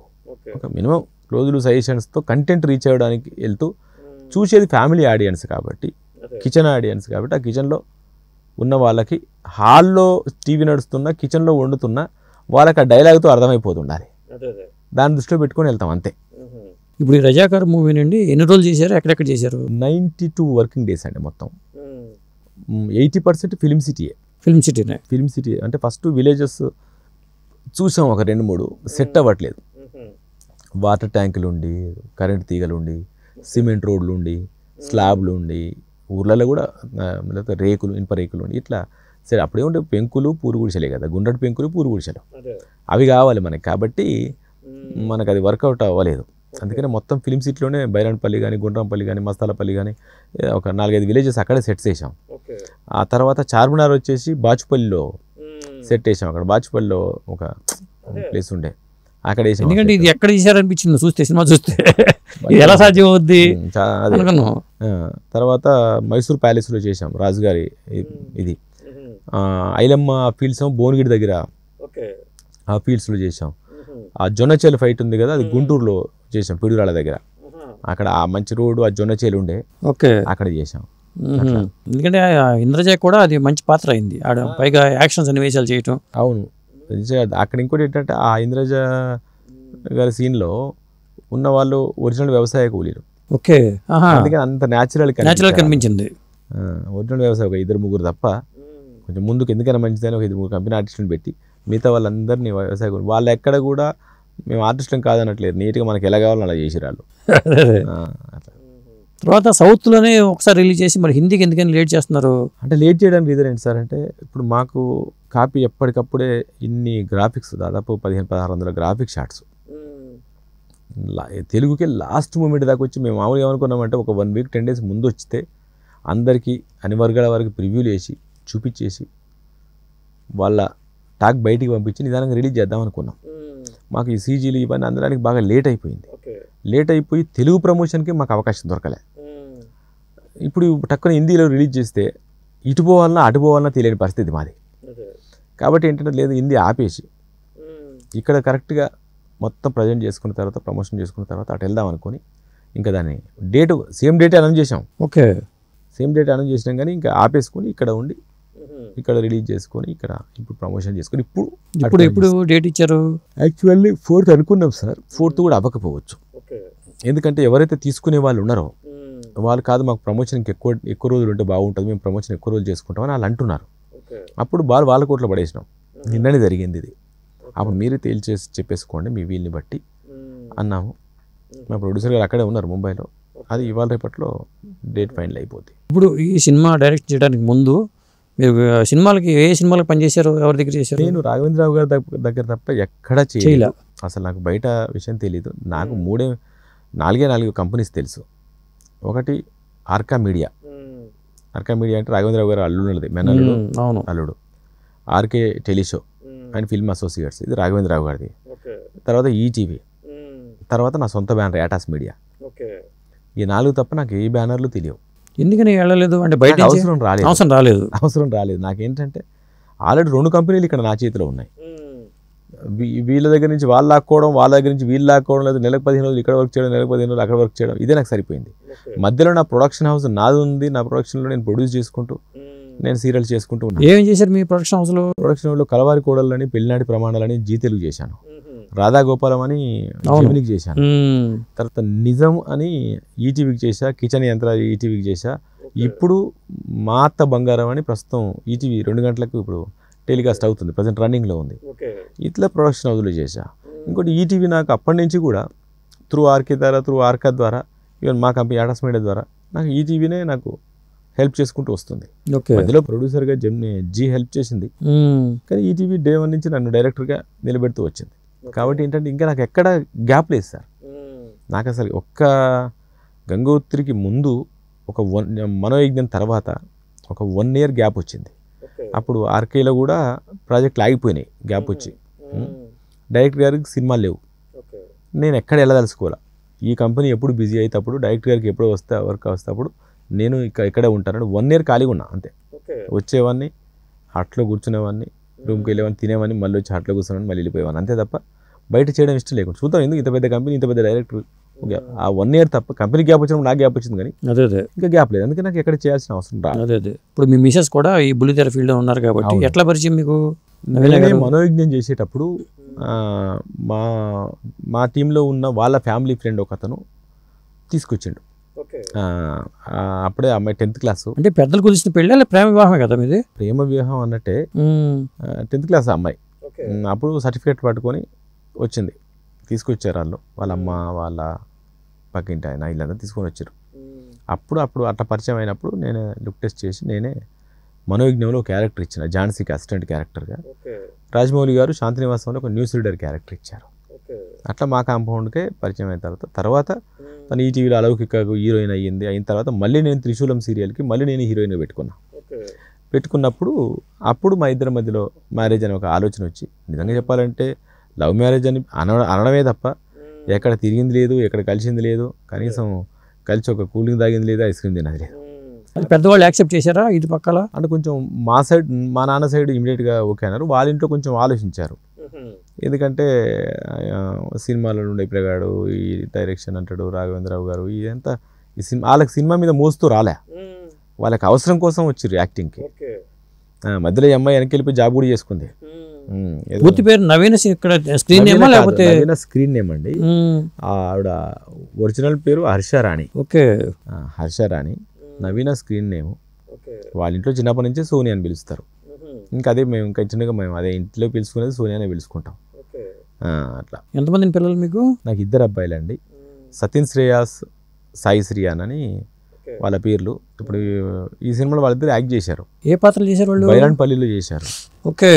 బైరాన్పల్లిలో ఒక స్లీవ్లెస్ చేసుకుని ఫైట్ చేస్తారు ఒక కుర్రాడు. హైట్ ఉంటాడు బాగా, అవును, బుల్లెట్తో కొడుతుంటాడు. వాడు మా పెద్ద అబ్బాయి. తర్వాత ఇంకో అబ్బాయి చిన్న అబ్బాయి. మీరు అంటే కరెక్ట్గా అంటే ఒక అమ్మాయి ఆ శ్రీవాణి క్యారెక్టర్ నడుచుకుంటూ వస్తుంటాడు, ఆనంద్ తింటుంటాడు కదా, చిప్పలో ఆనంద్ అంటాడు. వాడి తర్వాత పాటలో ఇట్లా మట్టి వేస్తుంటాడు చిన్న కుర్రాడు, వాడిన చిన్న కొడుకు. అంటే ఇదే ఫస్ట్ ఇంత ముందు ఏమైనా చేశారా? వాళ్ళు యూట్యూబర్స్ అండి. వాళ్ళకి యూట్యూబ్ ఛానల్ ఉంది, వాళ్ళకు కొంచెం జనాల్లో ఐడెంటిటీ ఉంది. మా ఆవిడ ఛానల్ కానీ వాళ్ళది, మీ మిసెస్ కూడా ఛానల్ యాక్టివ్గా ఉంటుంది. ఈవిడకు 10 lakhs సబ్స్క్రైబర్స్ ఉన్నారు, ఫాలోవర్స్ ఉన్నారు ఇన్స్టాలో. వాళ్ళది కూడా మొన్నటిదాకా క్రేజీ బ్రోస్ అని ఛానల్ ఉంది. వీడికి 10th class అవడం వల్ల అట్లా ఆపి పెట్టాం. అది బాగా వెళ్తుంది. అయితే వాళ్ళు కూడా ఈ ఫీల్డ్కి వచ్చేట్టున్నారు. ఇంకా చెప్పలేము. వాళ్ళు ఇప్పుడు మనం చిన్నపిల్లలు కాబట్టి మనం వెంటేసుకొని తిరుగుతున్నాం, కానీ తర్వాత వాళ్ళ లైఫ్ ఎట్లా ఉంటే అట్లా మనం ఏం చేస్తాం. ఏది ఉంటే దాన్ని మనం అంగీకరించడమే. ఇంకా ఈ సినిమాలో అనుభవాలు ఏంటండి ఇంకా మీకు మర్చిపోలే అనుభవాలు షూటింగ్లో? అంటే ప్రతిదీ సార్, నిజంగా చెప్పాలంటే ఒక ఇంత పెద్ద క్యాన్వాస్, నిజంగా చెప్పాలంటే ఈ క్యాన్వాస్కి ఒక పెద్ద హీరోలు పడి ఉంటే ఈరోజు ఇంకొక రేంజ్లో ఉండేది. అయినప్పటికీ వర్క్ దగ్గర ఎక్కడ ఒక హీరో లేడు అన్న మాటే తప్ప ప్రతి సీన్ ఓపెన్ చేసి ఒక 100 మంది గుర్రాలు, సెటప్లు, ఇవన్నీ సెట్స్, పెద్ద పెద్ద సెట్స్. ఇదంతా ఒక గొప్ప ఎక్స్పీరియన్స్ సార్. ఒక ఫస్ట్ సినిమాకి ఒక నిజంగా చెప్పాలంటే పెద్ద తెలిసిన హీరోని పెడదామని ఆలోచన రాలేదా? ఏదైనా పాత క్రియేట్ చేసుకున్నప్పుడు సమస్య ఏం సార్ అంటే మనకే చాలా క్లియర్గా తెలుసు, అన్ని ఎపిసోడిక్ స్టోరీ అని మనకు తెలుసు. సింగిల్ హీరోగా పెడితేనేమో అది మళ్ళీ రజాకార్ కాకుండా వేరే వన్ సైడ్ వెళ్ళిపోద్ది. అవును, ఇలా చేయాల్సిందే. ఇంకోటి సర్దార్ వల్లభాయ్ పటేల్కో కాసిం రాజుకో హీరోని పెట్టలేము, వాళ్ళకు ఆ లుక్ ప్రజెంట్ చేయాల్సిందే. ఇంకెవరిని హీరోగా పెడతాం? కాబట్టి ఏంటంటే అయినా కూడా రాజిరెడ్డి క్యారెక్టర్కి, భీమిరెడ్డి గారి క్యారెక్టర్కి కొంచెం ట్రై చేశాము. కానీ వాళ్ళ పాయింట్ ఆఫ్ వ్యూ కరెక్టే. వాళ్ళ ఉద్దేశం ఏంటంటే మేము ఫుల్ లెంత్ హీరోలం కదా అని ఒకటి. ఇంకోటి నేను కొత్త డైరెక్టర్ని, ఆయన కొత్త ప్రొడ్యూసరు. ఎవరు ఆ హీరోలు? రాణా గారు ఒకరు, మన సుధీర్ బాబు గారు. అంటే వాళ్ళ పాయింట్ ఆఫ్ వ్యూ నాకు తప్పు అనిపించాలి. అసలు నా అప్రోచ్ అవ్వడం కూడా నేను అవ్వలేదండి. ప్రొడ్యూసర్ గారు ఆయనకున్న పరిచయంతో అప్రోచ్ అయ్యారు. రాణా గారికి మా ప్రొడ్యూసర్ గారికి మంచి ఫ్రెండ్షిప్ ఉంది. బంగారు గారికి ప్రొడ్యూసర్ గారికి పరిచయం మంచి ఫ్రెండ్షిప్ ఉంది కాబట్టి, బంగారు గారు అల్లుడే కాబట్టి అట్లా అంటే ఒక బంధుత్వంతో పరిచయం చేసింది, తాను అడిగిందే తప్ప నేను ప్రొఫెషనల్గా వెళ్ళి అడిగింది కాదు. వాళ్ళు క్లియర్గా ఏం లేదు, మేము ఒక్క ఎపిసోడ్ లాగా ఆ ఎపిసోడ్లో వచ్చి వెళ్ళిపోతే బాగోదేమో కెరీర్ కానీ వాళ్ళు అనుకున్నారు. ఈవెన్ నాకు కూడా అనిపించింది, ఓకే నాకు కూడా నేను న్యాయం చేయలేకపోతే ఒక రాణా గారిని పెట్టుకుని ఆయన రేంజ్లో నేను న్యాయం చేయలేను అనుకోండి, ఆడియన్స్ ఆయన ఫ్యాన్స్ నన్ను వేసుకుంటారు. మా హీరోని 10 minutes చూపించావా, 15 minutes అంటారు. కాబట్టి నేనేమనుకున్నానంటే లేదు జరగని పని ఇది. ఆయనకి ఇంట్రెస్ట్ ఉన్నప్పటికీ నేను అప్ అండ్ డౌన్గానే ఉన్నాను. ఓకే వస్తే ఓకే, నా అదృష్టమే. కానీ ఇలా ఉన్నాను. వాళ్ళు రాకపోవడమే నేను కొంచెం బెటర్ ఏమో ఈ సబ్జెక్ట్కి అనుకున్నాను నేను ఓపెన్గా మాట్లాడితే. నెక్స్ట్ చేసిన మీరు పాన్ ఇండియా సినిమాని చేస్తారా? నాకు ఇష్టం మాత్రం అట్లనే సార్. అంటే పాన్ ఇండియా అనే పదం వాడుకున్నా మంచి క్యాన్వాస్తో చేయాలి, మంచి బ్యాక్డ్రాప్తో చేయాలి. ఒకటి సార్, మా గురువుగారు లాగా 100 సినిమాలు చేయలేము, చేసే రోజులు కావివి. మా అంటే 4-5 సినిమాలు చేస్తామేమో హార్డ్లీ. ఆ 4-5 సినిమాలు నిలబడే సినిమాలు చేస్తే బెటర్ కదా. టీ కృష్ణ గారు లాగా టీ కృష్ణ గారి సినిమాలు 4-5 ఉంటాయి, కానీ 4-5 చెప్పుకోవడానికి సినిమాలు ఉంటాయి. 4-5 అసలు ఎప్పుడు చూసినా గొప్ప సినిమాలు అవి, గొప్ప సినిమాలు. నాకు ఊరికి అట్లా ఉంటుంది. నాకేదో పెద్దగా ఇప్పుడు నేను హ్యాపీ సార్. నాకు ఫ్యామిలీ సైడ్, పిల్లల సైడ్, నా సైడ్ హ్యాపీ. అదే నేను పరిగెత్తి పాలు తాగాల్సిన అవసరం లేదు. నేను నిలబడి నీళ్ళు తాగుతూ నిదానంగా మంచి సినిమా చేయడం ఇష్టం. అదే అంటే మంచి సినిమా చేయడం ఇష్టమే, కానీ కొంతమంది డైరెక్టర్లు ఏంటంటే సంవత్సరం 2 సంవత్సరాలు 3 సంవత్సరాలు ఇప్పుడు తీసుకుంటున్నారు. అంత అవసరం అనిపిస్తుంది. ఇప్పుడు అట్లా కాదుగా. ఇప్పుడు నేను ఎట్లా ఉంటుంది సార్ అంటే దాన్ని ప్రొడక్షన్ హౌస్ని బట్టి ఉంటుంది సార్. ఈవెన్ కొంతమంది డైరెక్టర్ని కూడా ఉంటుంది. నేను ఒక ప్రొడక్షన్ హౌస్ని అనడం కాదు, పరిస్థితులను బట్టి లేదా హీరో డేట్స్ని బట్టి ఉంటుంది. ఇవన్నీ ఉంటాయి. నేను యాజ్ ఏ టెక్నీషియన్గా నేను చాలా ఫాస్ట్ వర్కర్ని సార్, ఫాస్ట్ టెక్నీషియన్. నేను ఇంత పెద్ద సినిమా నేను 90 daysలో వర్క్ చేశాను. 90 daysలో అంటే చాలా తక్కువ కాలం చేశారు. 3 నెలల్లోనే మీరు అసలు గుర్రాలే మాట్లాడినావు. ఇటు రమ్మంటే అడిపోతాయి, అటు రమ్మంటే ఇడిపోతాయి. అంత పెద్ద క్యాన్వాస్లో చేయాలి. కాబట్టి నేను ఇది 90 days కాదు, ఇంకా పర్ఫెక్ట్ బాగా తెలిసిన ప్రొడ్యూసర్, తెలిసిన ఎగ్జిక్యూటివ్స్, తెలిసిన ఇల్లుంటే దాన్ని ఇంకా నేను కుదించగలను, ఇంకా నేను తగ్గించగలను. నాకు ఆ కెపాసిటీ డైరెక్టర్, ఎందుకంటే డైరెక్టర్ గారు కూడా ఫాస్ట్ వర్కర్, టకా చేసేస్తారు. ఆయన కూడా మైండ్ స్క్రిప్ట్ అంతా మాకు మైండ్లోనే ఉంటుంది సార్, చిటికల్లో వెళ్ళిపోతుంటుంది తప్ప అది పేపర్ చూసి రాసి చూస్తుంది ఇట్లా అది ఉండదు మాకు, అంత బ్రెయిన్లో ఉంటుంది. కథ అనుకున్నప్పుడు బ్రెయిన్లోకి వెళ్ళిపోతుంది ఇంకా. కాబట్టి అట్లా ఉంది. కాబట్టి నా సైడ్ లేట్ ఉండదు, వాళ్ళు రెడీ చేసుకోవడాలు, వాళ్ళకి డేట్స్ తీసుకొచ్చుకోవడాలు, ఇట్లా లేట్ అయితే చెప్పలేం. కానీ నేను దీన్ని కూడా 9 నెలలు చేస్తాను దిగిపోయా, 9 నెలలు చేస్తాను దిగిపోయినా 90 రోజులు చేసా. కానీ ఇక్కడ ఏంటంటే ఆ సెట్ కోసం ఈ సెట్ కోసం వెయిటింగ్స్, ఇట్లా కొంచెం వాళ్ళు మధ్యలో డబ్బులు అడ్జస్ట్ కాక ఆ డబ్బులు తెచ్చుకోవడానికి వెయిట్ చేయడాలు, కొన్ని క్యారెక్టర్స్ ఓకే కాక, ఎందుకంటే అన్ని ఆల్ క్యారెక్టర్స్ ఓకే అయినాక షూటింగ్ దిగల, ఏది ఓకే అయితే దాన్ని దిగిపోయినా షూటింగ్కి. కాబట్టి ఇట్లా గ్యాప్ వచ్చింది తప్ప వాళ్ళు నిజంగా నేను 9 monthsలో అన్నప్పుడు 3 monthsలో నా వర్క్ అయిపోయింది. మిగతా 6 months ఉండేది అవకాశం. అటు ప్రీ ప్రొడక్షన్ 3 నెలలు వేసుకున్నా, పోస్ట్ ప్రొడక్షన్ 3 నెలలు వేసుకున్నా సరిపోద్ది. అట్లా నేను నెక్స్ట్ కూడా అంతే చేయగలను, నాకు అసలు ఏం అట్లా ఏమైనా ప్లాన్ ఉంది? నెక్స్ట్ ఏమైనా సబ్జెక్ట్ మీకు ఏమైనా ఉందా? సబ్జెక్ట్స్ ఉన్నాయి సార్, సబ్జెక్ట్స్ రెడీగా ఉన్నాయి. వచ్చే అవకాశాన్ని బట్టి ఏ అవకాశం అట్లా మీరు ప్రూవ్ చేసుకున్నారు మీరు ఏంటనేది. ఒక రజాకార్ లాంటి క్లిష్టమైన సబ్జెక్ట్ని, అవును, నాకు ఒక మంచి రెజ్యూమ్ వచ్చింది కాబట్టి దాన్ని వచ్చే అవకాశాన్ని బట్టి, అదే ఒక పెద్ద హీరోతో ఏదన్నా పెద్ద హీరోతోనే చేయాలని ఉంది. పెద్ద హీరో, పెద్ద బ్యానర్లు ఉంటే బాగుండని ఉంది. ఒకరిద్దరు పలకరించారు అంతే, అంటే బ్యానర్స్, హీరోలు కాదు, బ్యానర్స్ పలకరించారు. బట్ వాళ్ళకి ఆలోచనలు ఉంటాయి, వాళ్ళ దగ్గర ఆర్టిస్టుల డేట్స్ ఉండాలి, ఈవెన్ హీరోలకు నేను నచ్చాలి, ఇది చాలా ఉంటాయిగా. ఇదంతా జరిగితే నాకు అదే ఇష్టం, చేస్తా. ఫ్యూచర్ ప్లాన్స్ ఏంటి? మీ ఓన్ బ్యానర్ మీద కూడా ఏమన్నా సినిమాలు చేసే ఆలోచన ఏమైనా ఉందా? ఇప్పుడే లేదు సార్, ఇప్పుడే లేదు, కానీ చేస్తా కంపల్సరీ. అదే ఇప్పుడు లేదు ఇమీడియట్గా, ఎందుకంటే నేను ఇప్పుడు ఇమీడియట్గా 2 పడవల మీద ప్రయాణం చేయలేను. నా పిల్లలు చిన్నపిల్లలు, మా ఆవిడకు కూడా ఎక్కువ బర్డన్ ఇవ్వలేను నేను. ఆల్రెడీ మా ఆవిడకి టీవీ సీరియల్స్, తన యూట్యూబ్, ఆ బర్డన్ ఉంది. ఇప్పుడే నేను తనకు ఎక్కువ బర్డన్ ఇవ్వలేను. నేను సగం పంచుకోవడానికి నాకు అంత కరెక్ట్ టైం కాదు. ఇప్పుడు కొంచెం పిల్లలు పెద్దగా అయితే అప్పుడు నాకు ఆలోచన ఉంది. అప్పుడు 4 సినిమాల తర్వాత, అది ఇప్పుడు అసలు ఇప్పుడు కాదు. ఇప్పుడు డైరెక్టర్గా మీ మీద రాఘవేంద్ర గారి ప్రభావం పడి ఉంటుందిగా? అవును. అయితే ఏంటంటే 100% నేను 20 సంవత్సరాలుగా ఆయన శిష్యునే కాబట్టి ఆయన ప్రభావం పడి ఉంటుంది. అయితే నేను జర్నలిస్ట్ కూడా చేశాను కాబట్టి నాకు సోషల్ అవేర్నెస్ సబ్జెక్టుల మీద ఒక ఇంట్రెస్ట్ ఉంటుంది. డైరెక్టర్ గారిది ఏంటంటే ఒక లవ్లీ సబ్జెక్ట్స్, మంచి రొమాంటిక్ సబ్జెక్ట్స్, మంచి కమర్షియల్ సబ్జెక్ట్స్. నాకెలా ఉంటుందంటే నాకు కొంచెం సోషల్ అవేర్నెస్ అంటే మనం ఏదో సమాజాన్ని ఉద్ధరిస్తామని కాదు. నాకు మణిరత్నం గారు లాంటి కొంచెం డిఫరెంట్ మూవీస్, మన పెద్ద శంకర్ లాంటి movies, heavy canvas, different characterisations, అవి ఇష్టం. అయితే డైరెక్టర్ గారి దగ్గర ఉన్న గొప్పతనం ఏంటంటే డైరెక్టర్ గారికి జనాలు ఈ రూట్లో ఈజీ సక్సెస్ అనిపించింది కాబట్టి ఎక్కువ పోవచ్చు. కానీ మరి ఆయన త్రిశూలం చేశారు, అన్నమయ్య చేశారు, సుభాష్ చంద్రబోస్ చేశారు, మేజర్ చంద్రకాంత్ చేశారు, వేరియేషన్స్ ఉన్నాయి. కానీ ఏంటంటే ఆయన దగ్గర నుంచి జనాలు ఇది కోరుకున్నారు, అటు వెళ్ళిపోయారు. నాకు కూడా ఏంటంటే ఇప్పుడు ఆ లిస్ట్ ఇష్టం, ఆ లిస్ట్ మేజర్ చంద్రకాంత్, త్రిశూలం ఇట్లా ఇష్టం నాకు. అందుకని నాకు ఆయన దగ్గర నుంచి ఒక సీన్ని ఎంత బాగా ప్రజెంట్ చేయొచ్చు అనేది నేను నేర్చుకున్నాను సార్. బట్ ఒక కథని ఎలాంటి కథ కావాలనేది నా ఇంట్రెస్ట్తో నేను వెళ్తాను. అది నేను ఆలోచించేది. అంటే సాధారణంగా జర్నలిస్టు డైరెక్టర్ అవడం అనేది అంటే 2 డిఫరెంట్ ఫీల్డ్స్ అసలు చెప్పాలంటే. కానీ మీకు సాటిస్ఫాక్షన్ ఎందులో దొరికింది? జర్నలిస్ట్గా దొరికిందా, లేకపోతే ఈ బుల్లితెరలో దొరికిందా, సినిమా ఫీల్డ్లో దొరికిందా? నాకు నేను ఇంకోటి 4 ఉంటాయి సార్, ఇంకొకటి కూడా ఉంటుంది. నేను ఫస్ట్ 8th క్లాస్లో ఉన్నప్పుడు ప్రింటింగ్ ప్రెస్లో జాబ్ చేసేవాడు. ప్రింటింగ్ ప్రెస్లో జాబ్ చేయడానికి రీజన్ ఏంటంటే అప్పట్లో రాజశేఖర్ గారి అంకుశమా ఏదో సినిమా, ఒక జర్నలిస్ట్ని రౌడీలు ఎంటబడుతుంటే అతను పరిగెత్తుకుంటే ఒక ప్రెస్లో దాక్కుంటాడు. అప్పుడప్పుడు న్యూస్ చెప్పడం కోసం కంపోజ్ చేసి పెట్టి వెళ్ళిపోతాడు. ఆ కేసు అంటారు దాన్ని. ఆ కేసులో అన్ని గళ్ళు ఉన్నాయి, ఇంత గళ్ళల్లో అక్షరాలు ఎట్ట దొరికినాయి. అది నాకు నేర్చుకోవాలనిపించింది. ఇమీడియట్గా మా ఊర్లో ఒక ప్రెస్ ఉంటే ఉమామహేశ్వర ప్రెస్ వెళ్ళిపోయి నేను నేర్చుకుంటాను. అందులో ఒక ఫ్రెండ్ ఉండేవాడు జంగారెడ్డి అని, నేను నేర్చుకుంటానని చెప్పేసి 7th ఎగ్జామ్స్ రాసి హాలిడేస్లో, 7th ఎగ్జామ్స్ రాసి హాలిడేస్లో నేర్చేసుకొని 8th క్లాస్ నుంచి ఎప్పుడు సండే వచ్చినా సమ్మర్ వచ్చినా నేను వెళ్ళిపోయి చేస్తుండేవాడిని. అప్పుడు డే వైజ్ ఎంతో కొంత ఇస్తుండేవాళ్ళు. తర్వాత 10th వచ్చిన తర్వాత ఒక సాలరీ 800 సాలరీ ఏదో ఫిక్స్ చేశారు. 800 కాదు 300 400. అదే అప్పుడు 800 ఎక్కువ. నేను ఇది ఎందుకు చెప్పానంటే అప్పుడు నేను బెస్ట్ కంపోజర్ని.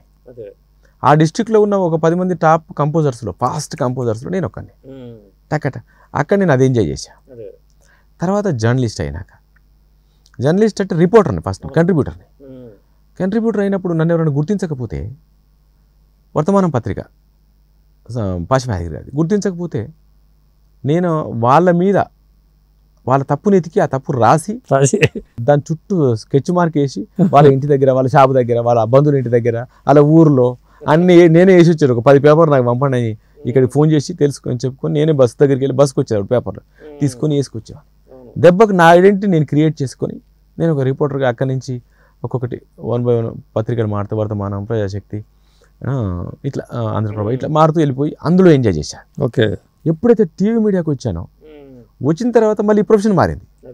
అందులో నా మార్క్ నేను క్రియేట్ చేసుకుని మళ్ళీ టీవీ మీడియాలో కూడా దాదాపు ఒకనొక టైంలో నేనే నెంబర్ 1 డైరెక్టర్. దాదాపు నెంబర్ 1 అంటే టక్కున చాలా పెద్ద పెద్ద సీరియల్స్ అన్ని మీయే కదా. ఇప్పటి వరకు ఎక్కువ బడ్జెట్ తీసుకున్నది నేనే. చంద్రముఖి కూడా మీరు చేసినట్టు నేనే. చంద్రముఖి ఒక 7 years ఈటీవీకి డ్రైవర్ లాంటిది. ఈటీవీకి డ్రైవర్ లాంటిది. అట్లా ఎక్కువ రెమ్యూనరేషన్ తీసుకున్న డైరెక్టర్ నేనే. ఒక డైరెక్టర్గా ఉండి ప్రొడక్షన్ స్టార్ట్ చేసి సక్సెస్ చేసింది నేనే. అంటే తర్వాత చాలామంది అయ్యారు. ప్రొడ్యూసర్గా మారింది నేనే. ఒక డైరెక్టర్గా ఉండి ఒక association founder president, Telugu television director నేనే. సో అక్కడ నా మార్క్ చూపించుకున్నా. ఇప్పుడు టీవీకి వచ్చాను, అక్కడి నుంచి సినిమాకి వచ్చాను.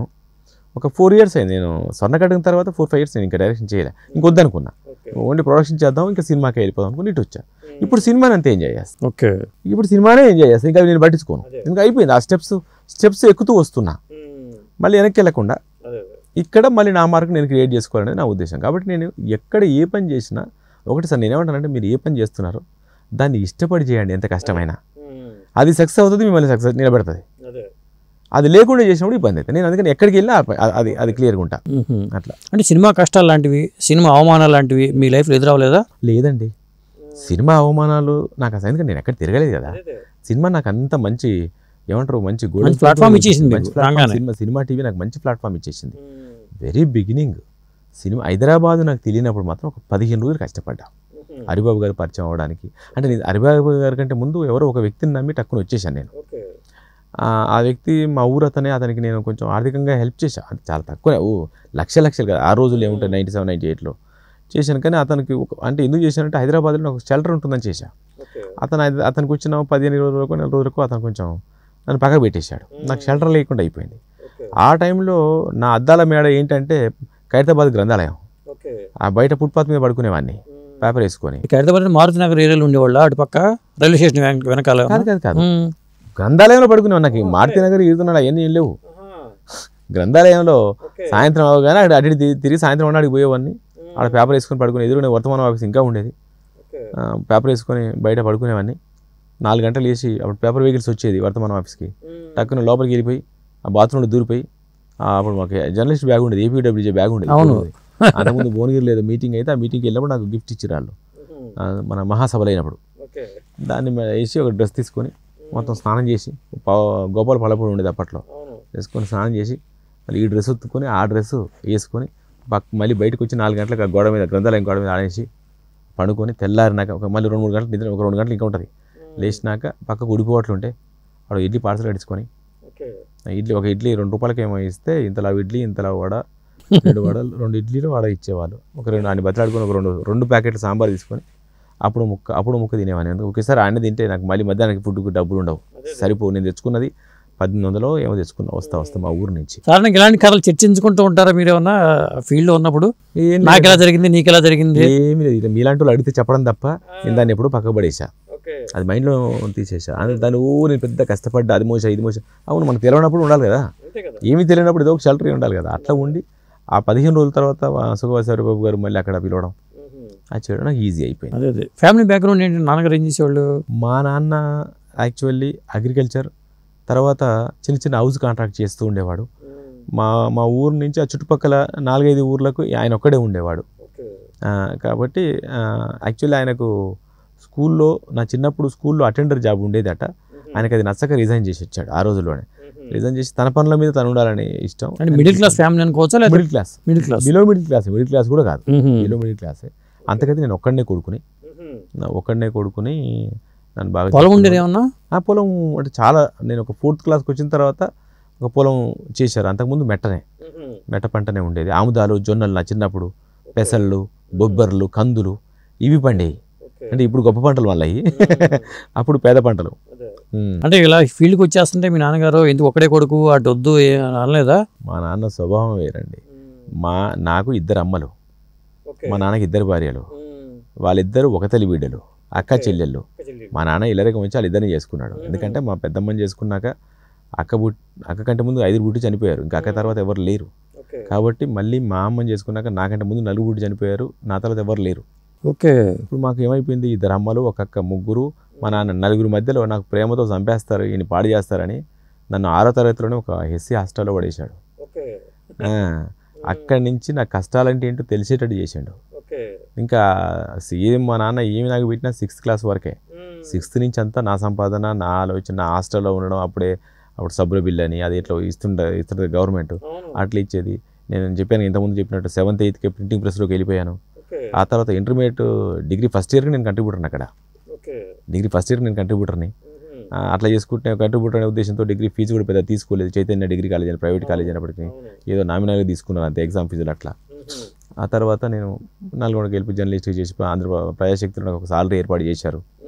ఆ తర్వాత నుంచి ఆంధ్రప్రభకు ఒక సాలరీ. అట్లా జర్నలిస్టులకి చక్కగా ఇళ్ల స్థలాలు అవి ఇస్తున్నారు కదా. నాకు నల్గొండలో ఇచ్చారు, చిట్యాలో ఇచ్చారు, కానీ నేను అక్కడ లేకపోవడం వల్ల అవి మిస్ అయిపోయినాయి. హైదరాబాద్లో ఇచ్చే టైంకి మనకు అక్కడ గోపనపల్లి ఇచ్చే టైంకి మనలో గురించి చెప్పకూడదు కానీ ఒకరు మోసం చేశారు నన్ను. ఓకే. నేను అక్కడ మన దాంట్లో కట్టేసిన, అప్పుడు మన మెంబర్షిప్ అమౌంట్ అది ఉండే, కట్టేసిన. వాళ్ళ పేరు చెప్తే బాగోదు, ఇప్పుడు ఇబ్బంది పడతారు వాళ్ళు. మళ్ళీ వాళ్ళు ఎవరో కాదు, మన సీఎం గారితో పాటు, ఇప్పుడున్న సీఎం గారితో పాటు ఆ పత్రికలో వర్క్ చేసే టీమే అప్పుడు నాతో పాటు వర్క్ చేసేవాళ్ళు. అప్పుడు ఆయన అక్కడ చేసేటప్పుడు అవును వాళ్ళ ఫోటోలను కలిసి ఉన్నాయి. సరే వాళ్ళు డబ్బులు తీసుకొని కట్టలే అక్కడ. ఓకే. నా నెంబర్ మిస్ అయిపోయింది అంటే అట్లా. చిట్యాల్లో ఉన్న సైటు ఇంకా మనం వదిలేసాం. నల్గొండలో వచ్చింది నాకు, చిట్యాల్లో వచ్చింది. మొత్తానికి మా జర్నలిస్ట్ ఒక డైరెక్టర్ అవుతాను, మాకు ఆనందంగా మా ఫ్యామిలీలో. అంతే కదా. థ్యాంక్ యూ అండి, మీరు మా స్టూడియోకి వచ్చి ఇంటర్వ్యూ ఇచ్చారు. Thank you so much. Thank you అండి.